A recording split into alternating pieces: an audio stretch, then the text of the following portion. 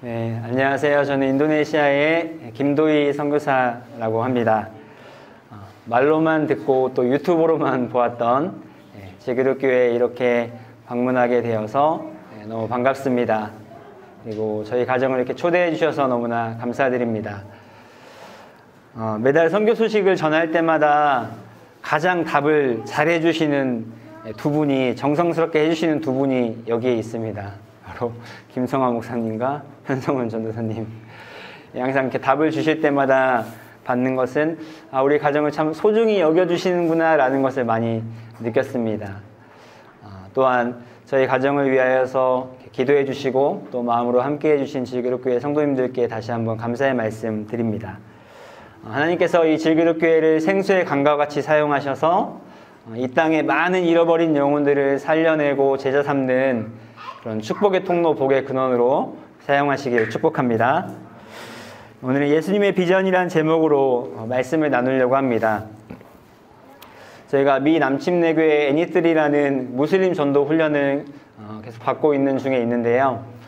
그 훈련 가운데 예수님의 제자라면 마땅히 알아야 할 그 예수님의 비전을 오늘 좀 나누고자 합니다. 그러면서 덧붙여서 저희의 삶과 사역도 짧게 나누도록 하고자 합니다. 이 세상에는 두 종류의 사람이 있습니다. 바로 예수님을 믿는 사람과 예수님을 믿지 않는 사람이죠. 그렇다면 믿는 자들이 이 땅에서 살아가면서 해야 할 일은 무엇일까요? 예수 믿지 않는 사람을 만나면 복음을 전하고, 또 예수 이미 믿은 자들을 만나면 그들을 복음을 전할 수 있는 자로, 또 예수님을 따르는 제자로 훈련해야 합니다. 믿는 자들을 만나면 복음 전하고, 믿지 않는 자들을 만나면 복음 전하고, 믿는 자들을 만나면 훈련하고, 이것이 이 땅에서 제자된 우리가 해야 할 일입니다. 세계 선교 통계를 보니까 인구 80억 중에 실질적 기독교인을 10억 정도로 보더라고요. 그러면 아직 이 세상에는 약 70억 정도의 전도 대상자가 있는 것이죠. 또 한국은 5천만이라고 봤을 때 실질적 기독교인을 약 800만 정도 보더라고요. 그러면 이 한국에도 약 4,200만의 전도 대상자가 있는 것이죠. 우리는 신앙생활 하면서 믿는 사람들 안에서, 또 믿는 공동체 안에서 이렇게 살아가면서 때론 이걸 간과할 때가 있습니다. 그러나 우리가 알 수 있는 것은 이 세상에는 아직 예수님 믿지 않는 사람들이 너무나 많다는 것입니다. 그렇다면 왜 아직도 이와 같이 예수님을 믿지 않는 사람들이 참 많을까요? 그것은 예수님 믿지 않는 사람들의 문제가 아닙니다. 바로 예수님 믿는 우리들의 문제 때문입니다. 예수님은 영혼을 구원하여 제자 삼기 위해 가라라고 명령하셨지만 우리가 가지 않았거나 멈춰 있거나 때로는 더디 나아가고 있기 때문입니다. 다음은요. 인도네시아는 약 90%가 무슬림입니다. 인구가 약 2억 7천 명 정도 되기 때문에 단일 국가로는 가장 많은 무슬림들이 살고 있는 나라입니다. 그러나 참 다행인 것은 무슬림 국가는 아닙니다. 그래서 6개의 종교를 공식적으로 인정해 줍니다. 기독교도 공식적인 종교로 인정해주고, 또 교회도 종종 있습니다. 물론 비공식적으로는 핍박도 있고 방해도 있고, 또 교회에 이렇게 허가받기가 쉽지는 않습니다. 그러나 교회는 존재합니다. 2년간 인도네시아 교회 성도들과 또 목사님들과 이렇게 만나고 교제하면서 느낀 것은 인도네시아 성도들이 전도하는 것을 엄청 두려워한다는 것이었습니다. 물론 한국에서도 전도하는 게 부담스럽고 쉽지 않은 일이긴 하지만 인도네시아 사람들에게는 이 전도가 복음 전하는 것이 되게 두려움이구나 라는 걸 제가 느낄 수 있었습니다. 물론 그들이 무슬림들 사이에서 크리스천으로 살아가면서 방해도 있고 또 차별도 있고 핍박도 알게 모르게 있습니다. 그래서 크리스천들끼리는 아주 잘 뭉치고 모이는 그런 모습을 보입니다. 교회 행사도 자주 하고 또 크리스천들을 위한 행사도 자주 합니다. 그러나 살펴보면 1년에 한 번 정도라도 우리 그 전도 축제와 같은 행사를 할 만도 한데 그런 행사를 찾아보기가 쉽지 않습니다. 그만큼 이 전도에 대한, 복음 전하는 것에 대한 두려움을 가지고 있다는 것을 알 수가 있습니다. 그렇다면 그리스도인들이 이와 같이 복음을 전하지 못하는 그 원인이 무엇일까요? 이제 세 가지를 적어봤습니다. 첫 번째로는 누구에게. 첫 번째 이유는 누구에게 복음을 전해야 할지 모르기 때문입니다. 우리가 누구에게 복음을 전해야 할지 모르면 복음을 전할 수 없겠죠. 또 막연히 전도는 해야지, 복음을 전해야지 하지만 타겟을 분명하게 정하지 않으면 결국에는 실행으로 옮기지 않게 됩니다. 누구에게 복음을 전해야 할지 모르고 전도의 대상을 확정하지 못하면 결국 복음을 전하지 않게 되는 것이죠. 두 번째로는 어떻게 복음을 전해야 할지 모르기 때문입니다. 사실 이미 많은 전도의 툴이 존재하고 있습니다. 그러나 그것이 나에게 내 무기가 되지 않고 또 내면화되지 않으면 실제로 누군가를 만났을 때 그것을 사용하지 못하게 됩니다. 저희도 전도 훈련을 받다 보면 이걸 분명하게 암기하고 제대로 내 것으로 만들지 못하면 그 사람에게 접근조차 하기가 어렵더라고요. 어떻게 복음을 전해야 하는지 우리가 훈련받지 못했기 때문에 복음을 전하는 것이 어려운 것입니다. 개인적으로 어떻게 복음을 전해야 하는지, 또한 공동체적으로 어떻게 믿지 않는 사람들에게 다가갈지에 대한 훈련이 되지 않았기 때문에 복음 전하는 일이 어려운 것입니다. 끝으로는 왜 복음을 전해야 하는지 모르기 때문입니다. 사실 크리스천이라고 하면 모두가 다 왜 복음을 전해야 하는지 그 당위성은 다 알고 있습니다. 그러나 복음을 전해야 하는 것에 대한 이 진정한 동기부여가 되지 않은 것이죠. 예수님의 비전과 예수님의 소원이 진정 나의 비전과 나의 소원이 될 때 우리는 복음을 전하게 됩니다. 또한 복음을 전하는 삶이 일회성이 아니라 라이프 스타일이 되는 것이죠. 이를 위하여서 믿는 자들이 먼저 누구에게 어떻게 왜 복음을 전해야 하는지에 대한 훈련이 되는 일이 필요한 것입니다. 오늘은 성도님들과 우리가 왜 복음을 전해야 하는지에 대한 부분에 초점을 두고 말씀을 좀 나누려고 합니다. 네. 우리 왜 복음을, 왜 예수님을 전해야 하는 걸까요? 간단하게 한 문장으로 이렇게 적어봤습니다. 같이 한번 읽어볼까요? 하나, 둘, 셋. 예수님의 비전을 이루기 위해. 네, 맞습니다. 예수님의 비전을 이루기 위해서 복음이신 예수님을 전해야 합니다.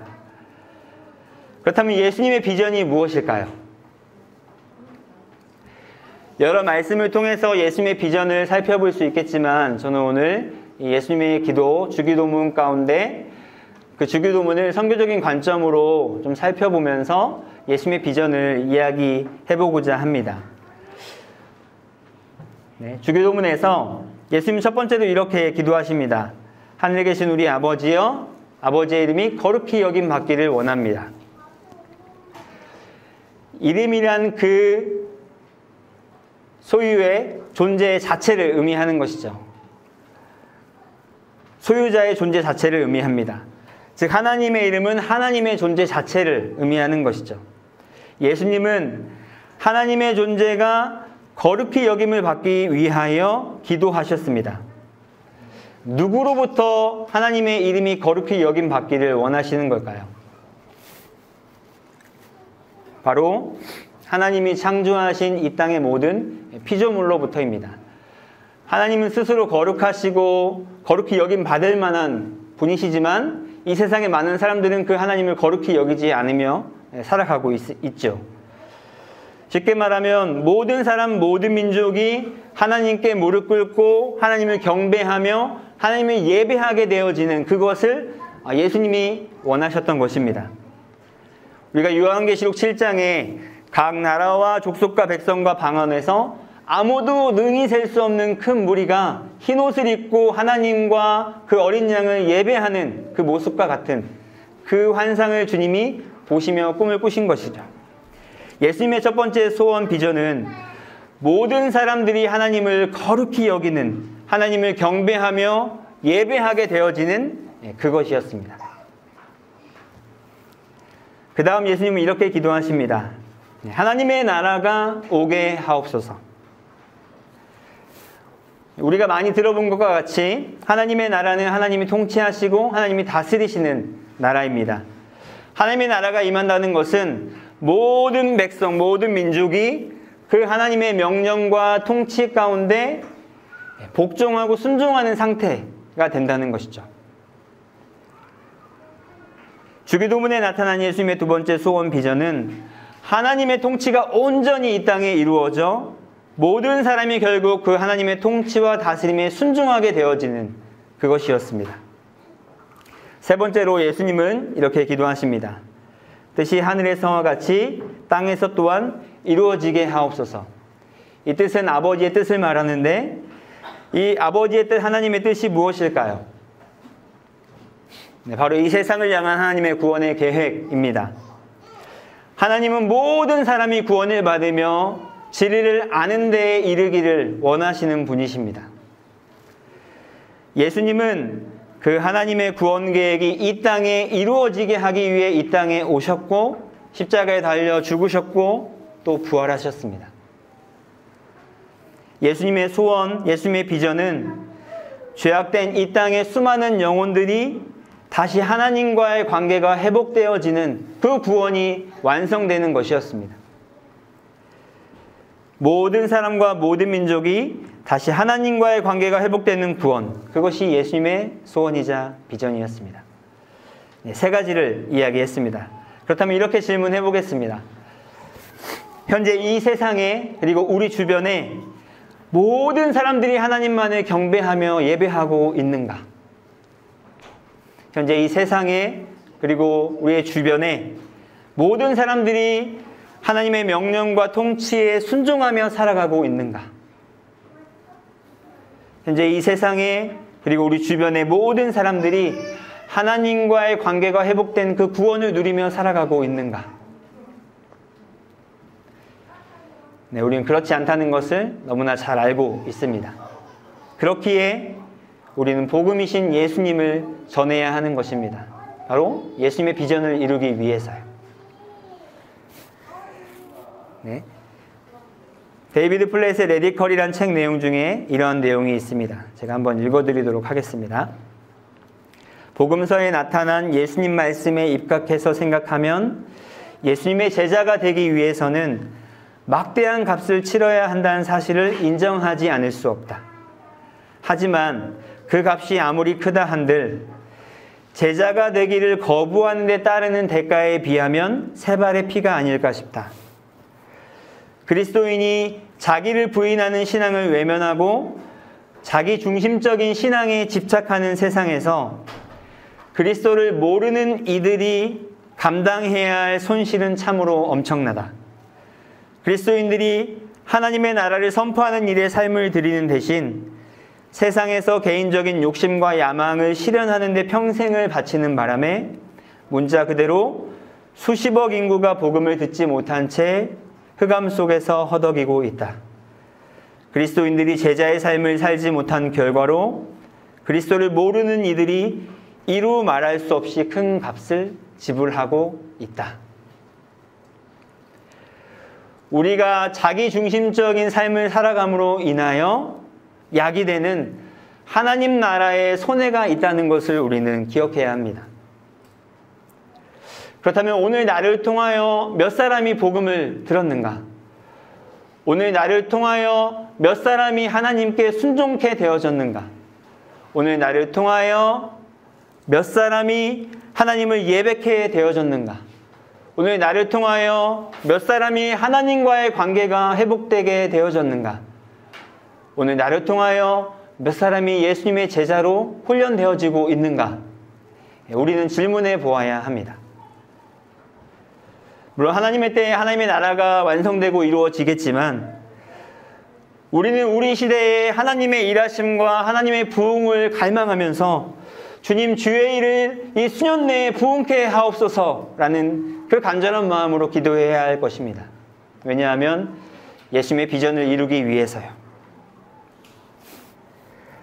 모든 사람이 하나님을 예배케 되어지는 그날, 모든 사람이 하나님의 명령과 그 통치 앞에 순종케 되어지는 그날, 모든 사람이 하나님과의 관계가 회복된 그 구원을 누리며 살아가는 그날을 소망하면서요. 할렐루야. 아멘. 저희가 선교사로 나가기 전에 선교 훈련을 받는데요. 선교 훈련 중에 가정교회 세미나라는 그 세미나를 일주일 동안 필참해야 되는 그런 과목이 있습니다. 그 일주일간의 세미나를 마무리하는 그 주일 예배 때 그 세미나를 주최한 교회에서 세례식이 있었습니다. 세례받을 두 사람이 앞으로 나왔고, 세례받기 전에 그 세례받을 두 사람을 위해서 기도하며 그들을 전도하고 품었던 목장 식구들이 나와서 그 사람을 위해서 막 눈물로 이렇게 기도해 주더라고요. 자신들이 그 영혼을 구원하기 위해 계속 기도했고 또 섬기고 힘썼기 때문에 이렇게 눈물로 기도하는 모습을 볼 수 있었습니다. 그 후에 그 두 사람이 세례를 받았고, 세례 받은 이후에 두 사람이 이렇게 그림에 보는 것처럼 앞에 이렇게 서 있었습니다. 이제 세례를 받았고 다 끝난 줄 알았는데, 그래도 한 수백 명이 되는 성도가 그 자리에 있었는데, 그 후에 대부분의 성도가 선물을 하나씩 다 들더니 한 줄로 쭉 서더라고요. 그러면서 그 두 사람 앞에 파란색 비닐봉지, 큰 봉지를 갖다 놓고 한 명 한 명 오면서 선물을 넣어주면서 세례 받는 걸 축하하는 그런 장면이었습니다. 저에겐 되게 충격적이고 또 감동적인 장면이었습니다. 막 눈물이 나더라고요. 제가 눈물을 흘렸던 이유는 나는 영혼 구원의 기쁨이 무엇인지를 다 새까맣게 잊고 살고 있었구나. 한 영혼이 회개하고 주님께 돌아오는 일이 정말 이렇게 기쁜 일이었고 기쁜 축제였지라는 것을 제가 잊고 사역하고 있다는 것이 깨달아졌기 때문입니다. 당연히 전도해야지. 당연히 영혼 구원해야지. 그 영혼 구원의 당위성만 생각하고 그 부서를 부흥시켜야지. 이런 생각만 했었지. 한 영혼이 주님께 돌아오는 그 일이 얼마나 가슴 벅차고 기쁜 일인지를 저는 모르고 살았었습니다. 그 성도들 한 분 한 분이 정말 기뻐하고 이렇게 축제의 모습을 보이는 걸 보면서 죄인 한 사람이 회개하면 하늘에 회개할 것 없는 의인 99으로 말미암아 기뻐하는 것보다 더한다라는 그 예수님의 말씀이 제 마음속에 진정으로 깨달아지는 그런 시간이었습니다. 우리의 영혼 구원의 동기는 죽음에서 생명으로 옮겨지는 사람들을 직접 보게 될 때의 그 기쁨과 감격인 줄 믿습니다. 그 기쁨과 감격이 우리의 영혼 구원의 동기가 되는 것입니다. 더욱더 감동적이었던 것은 그 목장의 리더인 그 목자님과 목녀님 때문입니다. 그분은 평신도로서 자기 직장이 있고 사업이 있고 또 자녀를 양육해야 되고 아주 바쁜 삶을 사는 가운데 믿지 않는 영혼을 구원하기 위해서 관계를 맺고 찾아가고 또 필요를 살펴 채워주고 매주마다 음식을 준비해서 가정에서 목장 모임을 하면서 그들을 초대하고 그런 모습을 보면서 나보다 사역자보다 더 낫구나라는 생각을 많이 갖게 되었습니다. 그래서 제가 인도네시아 떠나기 전에 저희 가정에 믿지 않는 가족을 그 목사님과 연결시켜주고 싶었습니다. 그래서 가족을 연결시키고 이제 인도네시아로 떠났습니다. 그 목자님이 저희 믿지 않는 가족을 만나서 한 달에 한 번씩 식사도 하고 관계를 맺고 그러던 가운데 가끔 전화를 하면 연락을 하면 선교사님 죄송해요. 제가 너무 바빠서 지금 선교사님 가족에도 신경을 잘 못 쓰고 있는데요. 죄송해요. 그러나 걱정하지 마세요. 저희 목장원들이 다 같이 기도하고 있거든요. 그리고 저희는 절대 포기하지 않을 거예요. 이런 말씀을 하시더라고요. 근데 저희가 한국에 오기 전 2, 3주 전쯤에 그 목자님에게 연락이 왔습니다. 그 저희 가족이 이제 목장 모임에 참여하기로 했다는 겁니다. 매주마다 하는 목장 모임에 참여하기로 했고 그리고 얼마 전에는 담임 목사님과 만나서 예수 영접하는 그 모임을 갖게 되었다라는 라는 소식을 전해 주었습니다. 그래서 이번 크리스마스에 같이 성탄 예배를 드릴 때 막 이렇게 성탄 찬양을 하는 모습을 볼 때 감격이 되었습니다. 약 3년 동안 포기하지 않고 기도하면서 영혼 구원을 위해서 힘쓰는 그 모습을 보면서 감동도 되고 감사하기도 하고 또 도전도 되었습니다. 우리 자신이 누군가 믿지 않는 자신의 가족을 얼마든지 맡기고 떠날 수 있는 그런 예수님의 제자가 된다면 얼마나 좋을까요? 우리의 교회가 나의 믿지 않는 가족을 얼마든지 맡기고 떠날 수 있는 그런 교회가 된다면 얼마나 좋을까요? 우리 모두가 이 예수님의 비전을 이루기 위해 믿지 않는 영혼을 구원하기 위해 우리의 인생을 드리는 예수의 제자가 되기를 주님의 이름으로 축복합니다. 네. 물 한 잔만 좀 마시겠습니다. 감사합니다. 또한 믿지 않는 자들을 구원하기 위해 복음을 전하는 삶을 살 뿐만 아니라 처음에 이야기했던 것 같이 우리는 이미 믿은 자들을 예수님의 제자로 훈련하는 삶을 살아야 합니다. 네, 저희 가정이 처음 넘겨주시겠어요? 네. 선교지를 떠날 때 그 문구에 인도네시아의 예수 제자를 이란 문구를 사용했습니다. 인도네시아 땅에서 한 영혼 한 영혼 예수님의 제자로 삼는 것이 저희가 할 일이라고 생각이 되었기 때문입니다. 사실 제가 선교사가 되기 전 저도 누군가로부터 제자 삼음을 당했습니다. 저는 일찍이 부모님이 돌아가셨거든요. 아버지가 초등학교 6학년 때 돌아가셨고 어머니는 고등학교 2학년 때 돌아가셨습니다.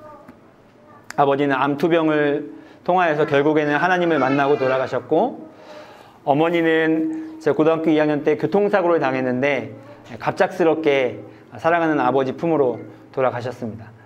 물론 그 가운데 하나님의 구원에 놀라운 계획이 있었고요. 제가 이제 대학교 되어서 신앙생활을 하면서 가장 부러운 게 있었습니다. 부러운 거는 저도 이제 바울교회에서 신앙생활을 했기 때문에 바울교회 청년부의 모태신앙 청년들이 부러웠습니다. 특별히 그 눈물로 자녀를 위해 기도하는 그 부모님을 둔 그 청년들이 부러웠습니다. 그래서 저의 그 결혼의 첫 번째 제목은 꼭 이 얘기만 하면 눈물이 나더라고요. 배우자를 위한 기도가 아니라 기도하는 어머니를 달라는 기도였습니다. 그게 저의 결혼의 첫 번째 기도 제목이었습니다. 제가 청년 시기에 한 자매를 소개받고 이제 사귀기 전 썸 타는 그런 시기였습니다. 썸 타는 시기에 그 자매의 어머님이 저에게 이제 연락을 주셨습니다.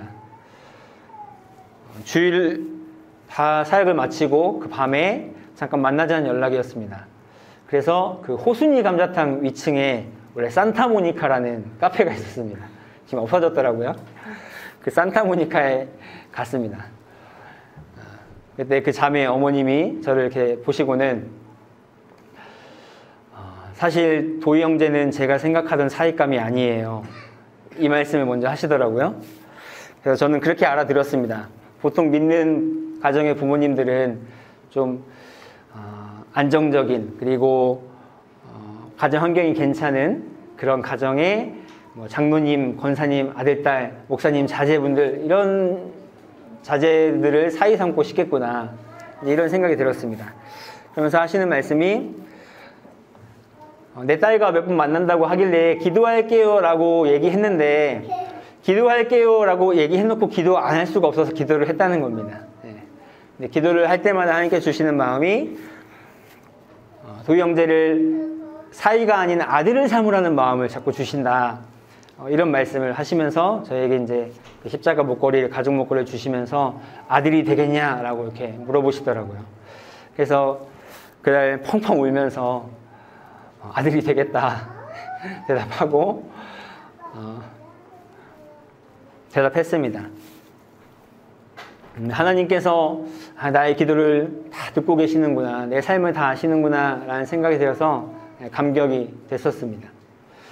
그 이후에 저는 아내와 또 어머님과 같이 살게 되었습니다. 한 2, 3년 정도 같은 집에서 같이 살게 되었는데요. 제가 청년 때 신앙생활 할 때는 저는 되게 제가 신앙이 좋은 줄 알았는데 결혼해서 보니까 신앙이 아주 엉망이더라고요. 삶도 엉망이고. 그래서 많이 다루어지고 많이 훈련되어야 할 부분들이 있었습니다. 네, 어머니께서 함께 2년, 3년 생활하면서 저의 연약함들을 다 보듬어주고 또 제가 보지 못했던 인생의 로드맵을 또 보여주시고 또 그 길을 가기 위해서 필요한 것이 무엇인지를 살펴 도와주시고 또 그 길을 갈 수 있도록 이렇게 지원해 주셨습니다. 그래서 제가 어머니로부터 제자 삼음 당하여서 이제는 인도네시아에 가서 예수의 제자를 재생산하는 선교사가 되었습니다. 우리가 어디에 있든 무슨 일을 하든 무슨 직업을 갖든 우리의 1차적인 부르심, 1차적인 소명은 예수님의 제자를 세우는 일인 줄 믿습니다. 이미 믿은 자들을 참된 제자로 세워가는 것이죠. 자녀들을 제자 삼고 또 성도들을 제자 삼고 세론들을 제자 삼고 정 없으면 이렇게 사위라도 제자 삼고 제자 삼는 삶. 그것이 우리의 부르심이자 사명인 것입니다. 예수 믿지 않는 사람을 만나면 전도하고 예수 믿는 사람을 만나면 진정한 제자가 되도록 훈련하고 이것이 이 세상에 우리가 남겨진 이유입니다. 이것이 우리가 이 세상에 살면서 해야 할 일입니다. 저희 가정은 2년간 언어를 배우고 또 몇몇 사역을 경험해 보면서 앞으로 어떤 사역에 좀 초점을 둬야 할까 2년 동안 찾아보고 또 선교사님들을 만나 뵙고 기도하고 또 연구하는 시간들을 가졌습니다. 그런 과정 가운데 이러한 사역의 방향을 잡고 있습니다. 첫 번째로는 영혼 구원하는 사역에 초점을 집중하자입니다. 여러 사역이 다 의미가 있지만 무엇보다도 영혼 구원의 그 현장에 있을 때 내가 정말 그 생명과 기쁨을 누릴 수 있다는 것을 알게 되었습니다. 믿지 않는 영혼을 구원하기 위해서도 전도해야 하고 또 내가 예수 제자로 생명력 있게 살기 위해서도 계속 영혼 구원하는 그 사역을 해나가야겠다고 생각하고 있습니다. 그래서 지금은 반둥이란 곳에서 이제 언어과정을 다 마치고 이제 들어가면 준비를 해서 내년 6월쯤에는 메단이라는 인도네시아의 도시로 이동하게 됩니다. 메단에서 저희는 안디옥 교회라는 현지 교회를 섬기게 되는데요. 여기 있는 그 전입니다. 네. 이 청년들이 그 교회의 청년들이고요. 이 청년 목장을 중심으로 한 목장을 통한 영혼 구원 사역을 먼저 집중하려고 합니다. 가정교회는 영혼 구원이 핵심이기 때문에 매주 저희 집에 이 청년들을 불러 모아서 같이 식사하고 목장 모임을 하면서 무슬림들을 초대하고 하면서 영혼 구원 사역에 집중해야겠다 생각하고 있습니다. 또 안디옥 교회 근처에는 그 옆에 우수대학이라는 대학이 있는데요. 수마트라 섬에서는 가장 큰 대학이고 약 5만 명 정도의 대학생이 있더라고요. 살펴보니까 전주에 있는 대학생들 다 합쳐도 5만 명이 안 되는 것처럼 보였는데 그 정도로 많은 대학생들이 있습니다. 그래서 이 대학생들 캠퍼스에 가서 무슬림 청년들 전도하는 사역, 전도팀을 만들고 또 개인으로 팀으로 전도하는 그런 사역들을 해나가고자 계획하고 있습니다. 정말 바라는 것은 제가 섬긴 이 안디옥 교회를 통해서 숫자가 늘어나는 그런 교회가 아니라 매주마다 예수님을 영접하는 사람이 한 명이라도 있는, 매주마다 세례받고 침례받는 사람이 한 명이라도 있는 영혼 구원이 일어나는 그런 교회가 되었으면 좋겠다라는 소망을 가지고 있습니다. 네, 두 번째로는요. 믿는 자들, 사역자들, 교회들을 깨우고 훈련하는 사역에 집중해야겠다. 선교사가 직접 복음을 전하는 것도 너무나 필요한 일이지만 더 포커스를 둬야 하는 것은 현지인들을 훈련하여서 그들이 그 일을 행하도록 하는 것입니다. 왜냐하면 같은 문화와 같은 언어로 복음을 전할 때 더 효과적이고 또 더 파워풀하기 때문입니다. 그래서 안디옥 교회 5분 거리에 한 신학교가 있는데요. 그 신학교에서 이제 신학생들 강의를 하면서 이런 예수님의 비전과 전략들을 같이 나누고 또 그들을 세워가는 일들을 하고자 합니다. 그리고 그 신학생들을 제가 섬길 안디옥 교회에 이렇게 초빙해서 3년, 4년 훈련한 다음에 그들이 가정교회를 또한 개척해 나갈 수 있도록, 교회 개척할 수 있도록 돕고자 합니다. 그리고 세 번째로는 교육 선교 사역입니다. 처음에 인도네시아 갈 때는 막연히 학교를 세워야 한다라는 생각이 있었습니다. 학교 사역을 해야 된다. 또 내가 교사를 했었고 그것에 대한 비전을 하나님께 주셨기 때문에 학교를 세워야 된다는 생각이 있었습니다. 그러나 2년간 좀 돌아보면서 깨닫게 된 것은 학교를 세우는 것보다 더 중요한 것은 그런 아이들을 가르치고 기독교적으로 세워갈 만한 기독교사가 필요하다는 것을 절실하게 느꼈습니다. 많은 선교사님들이 학교 사역을 하면서 이 교사들 문제로 많이 어려워하는 것들을 볼 수 있었고 하나님께서 저를 교사로 사용하셨었고 또 기독교사 단체와 이렇게 연결을 시켜주신 의미가 있겠다. 그래서 한국에 있는 자원들을 인도네시아로 이렇게 초대해서 기독교사들을 먼저 세우는 일을 해야겠다. 기독교사가 세워지면 아이들을 세우는 일, 학교를 세우는 일은 하나님의 때에 자연스럽게 될 것이라고 생각이 되어졌습니다. 건물을 세우기보다는 먼저 사람을 세우는 데 초점을 집중해야겠다는 마음이 들었습니다. 저희가 앞으로 지금까지 이러한 내용들은 하나님께서 2년 동안 보고 듣고 또 깨닫게 하시면서 길을 열어가셨던 그런 부분들을 정리한 것인데요. 앞으로 내 계획이나 내 어떠한 사역에 초점을 두는 것이 아니라 하나님이 어떻게 일하시는지를 잘 살펴가면서 그 일에 순종하면서 하나님의 성교를 이뤄갈 수 있도록 기도 부탁드리겠습니다. 말씀을 마무리하면서 짧은 2년이라는 시간이었지만 2년 동안 참 많은 일이 있었던 것 같습니다. 감사하고 또 행복한 일들도 있었고 또 힘들고 어려운 일들도 있었습니다. 특별히 가장 힘든 시간을 보냈던 것은 동료 선교사님이 하늘나라로 가게 된 그 일 때문이었습니다. 제가 기도편지에 그 소식을 나누었을 때 가장 먼저 목사님과 또 질그릇교회에서 함께 기도해 주시고 마음을 모아주셨던 걸 기억합니다. 기쁨과 또 소망의 소식을 전하고 싶었는데 그렇지 못해서 마음이 좀 무거웠습니다. 그 일이 있던 날 아이의 학교에 학부모들 모임이 있어서 이제 초대를 받았고 그날 왠지 너무나 가기 싫더라고요. 그래서 아내에게도 갈까 가지 말까 계속 그러다가 그래 가서 관계라도 맺어야지 한번 가보자 하고 갔던 날이었습니다. 그때 한국 선교사님 한 분을 만났고 그분은 저보다 4-5살 정도 많은 그래도 젊은 선교사님이셨습니다. 근데 그 선교사님이 갑자기 심장마비로 이제 옆에서 쓰러지셨고 그리고 한국까지 이송되었지만 한국 병원에 도착하신 이후에 아버지 품으로 돌아가셨습니다. 이제 그때 드는 생각은 여기가 한국이었으면 저 선교사님 살 수 있었을 텐데 라는 생각도 들었고 왜 빨리 CPR을 제대로 하지 못했을까 이런 생각도 들었고 여러 가지 생각이 들었습니다.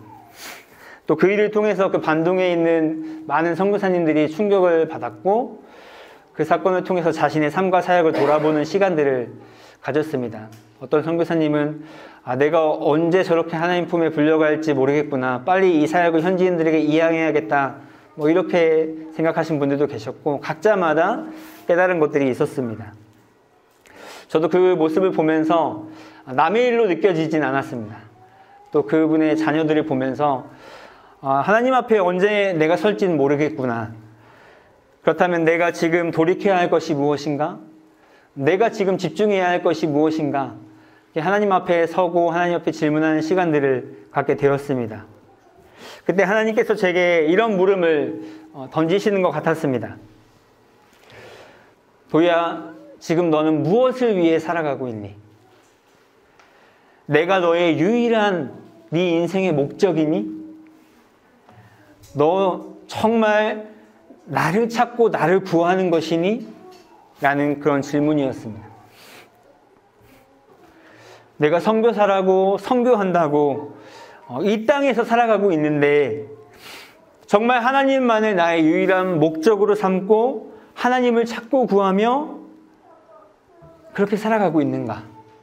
아니면 나의 목적을 위해서, 나의 사역을 위해서, 나의 성교를 위해서 내가 하나님을 나의 수단으로 여기며 살아가고 있지는 않은가에 대한 질문이었습니다. 하나님은 제게 그 말씀을 하고 싶으셨던 것 같습니다. 나의 사역, 나의 선교, 나의 목적을 위해 하나님을 수단으로 이용하는 삶을 하나님께서 내게 경고하고 싶으셨구나. 가나안 땅에 들어가는 것보다 더 중요한 것은 그 가나안 땅에 하나님과 함께 들어가는 것인데, 아무리 가나안 땅에 들어갔다고 해도 하나님이 함께 가지 아니하시면 그 가나안 땅은 아무 의미가 없는 것인데, 과연 나는 무엇을 추구하며 살아가고 있는가? 아침에 아이를 등교시킬 때마다 종종 그 선교사님과 처음이자 마지막으로 만났던 그 곳을 한 번씩 이렇게 보게 됩니다. 그러면서 이런 다짐을 하곤 합니다. 선교와 사역이 너무나 중요하지만 그것보다 더 중요한 것은 하나님 자신이다. 하나님을 더 사랑하며 하나님과 더 친밀히 교제하며 하나님을 찾고 구하며 하나님을 나의 유일한 인생의 목적으로 삼으며 그 하나님의 행하심을 보면서 순종하며 하나님을 따라가야지. 그래서 하나님의 성교를 이뤄가야지. 아이를 등교시킬 때마다 그런 다짐을 하게 됩니다. 예수 그리스도의 제자로 부름받은 저와 여러분이 먼저는 정말 주님을 뜨겁게 사랑하는 예수님의 제자가 될 수 있기를 주님의 이름으로 축복합니다. 또한 그 주님을 정말 사랑하기 때문에 그 주님이 간절히 원하시고 꿈꾸었던 그 비전을 나의 비전으로 품고 아직도 어둠 가운데 머물고 있는 그 영혼들을 살려내고 그들을 예수 그리스도의 제자로 세워나가고자 하는 저와 여러분이 될 수 있기를 주님의 이름으로 축복합니다. 아멘.